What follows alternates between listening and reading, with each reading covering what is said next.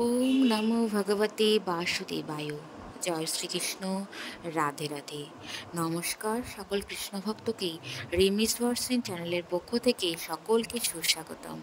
আশা করছি কৃষ্ণ কৃপায় আপনারা সকলেই ভালো আছেন, সুস্থ আছেন। চৈত্র সংক্রান্তি ঠিক পরের দিন থেকে শুরু হয় বৈশাখ মাস। বাংলা ক্যালেন্ডার অনুসারে বৈশাখ মাস থেকেই নতুন বছরের শুরু হয়। হিন্দু ধর্মে বৈশাখ মাসের শ্রাবণ মাস যেমন শিবের মাস, ঠিক তেমনি বৈশাখ মাস হলো শ্রী বিষ্ণুর মাস। এই মাসে নদীতে স্নান, দরিদ্রদের সেবা, মন্ত্রপাঠ, পূজা অর্চনা এই বিশেষ কিছু কাজ করতে পারলেই শ্রী নারায়ণের আশীর্বাদে আপনার সংসারে সুখ সমৃদ্ধি লাভ করে এবং আপনার জীবনে বিশেষ সুফল আসে। তাই আজকের ভিডিওটিতে আমরা জেনে নেব বৈশাখ মাসের মাহাত্ম্য কী, এই সময়ে কি করতে হয় এবং কি করতে নেই। এছাড়াও জেনে নেব তুলসী দেবীর পূজা অর্চনা করলে কি লাভ হয়।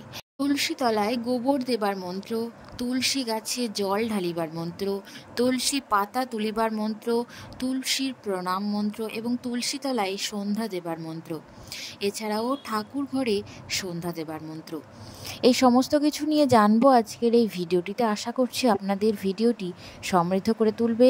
সম্পূর্ণ ভিডিওটি মনোযোগ সহকারে দেখার অনুরোধ রইল। এখন চলছে 1432 বঙ্গাব্দ। এবছর বৈশাখ মাস 31 দিনে, 15 এপ্রিল থেকে 15 মে। প্রথমে জেনে নেব বৈশাখ মাসের মাহাত্ম্য কী। স্বয়ং ব্রহ্মা বৈশাখ মাসকে সব মাসের মধ্যে সেরা মাস বলে গণ্য করেছেন। শাস্ত্রে বলা হয়েছে বৈশাখের মতো কোনো মাস নেই, সত্য যুগের মতো কোনো সময় নেই, বেদের মতো কোনো শাস্ত্র নেই এবং গঙ্গোত্রীর মতো কোনো তীর্থস্থান নেই। মনে করা হয় মা যেমন সন্তানের সব মনোবাসনা পূরণ করেন, ঠিক তেমনই এই মাসও সেইভাবেই সবার মনের ইচ্ছা পূরণ করে থাকে। বৈশাখ মাসে কি করা উচিত? এই মাসে অত্যন্ত গরম পড়ে, তাই এই সময় যদি কোনো পথচারীকে জল খাওয়াতে পারেন বা তৃষ্ণার্তকে যদি জল দিতে পারেন, তাহলে ঈশ্বরের আশীর্বাদ প্রাপ্তি সহজেই লাভ করা যায়। এই বৈশাখ মাসে ছাতা, পাখা, জুতো, চটি দান এই সমস্ত কাজ করা অত্যন্ত শুভ বলে মনে করা হয়। এই সময় পশু পাখিকে যদি জল খাওয়ান এবং প্রচণ্ড গরমে এই সময় যদি নদী নালা শুকিয়ে যায়, তাই জলের অভাবে যাতে কষ্ট না পায় পাখিরা, তাই ছাদের এক কোণাতে বা বাড়ির কোনো একটি স্থানে একটু ছোট বাটিতে একটু জল রেখে দেবেন, যাতে কোনো পাখি উড়ে এসে জল পিপাসা পেলে সেই জল যেন সে গ্রহণ করতে পারে। দেখবেন শ্রী নারায়ণের আশীর্বাদ সেই বাড়ির উপর সর্বদা বিরাজ করে। শাস্ত্র অনুসারে বৈশাখ মাসে জল দান করলে 4 ধাম যাত্রা এবং রাজসূয় যজ্ঞ লাভ করার সমান পূর্ণ ফল লাভ করা যায়। এই বৈশাখ মাসে কি করা উচিত নয়? এই বৈশাখ মাসে বেলা অবধি ঘুমানো উচিত নয়। সূর্যোদয়ের ঠিক আগেই বিছানা ছেড়ে ঘুম থেকে উঠে স্নান সেরে শুদ্ধ বস্ত্র পরে ঈশ্বরের আরাধনা করা শ্রেয় বলে মনে করা হয়। এখন জেনে নেব তুলসী দেবীর পূজা অর্চনা করলে কি লাভ হয়।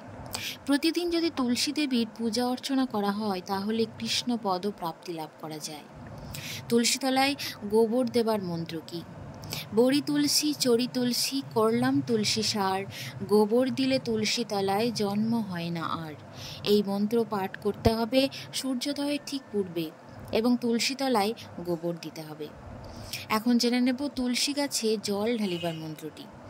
তুলসী তুলসী নারায়ণ, তুমি তুলসী বৃন্দাবন, তোমার শিরে ঢালি জল, অন্তিমকালে দিও স্থল।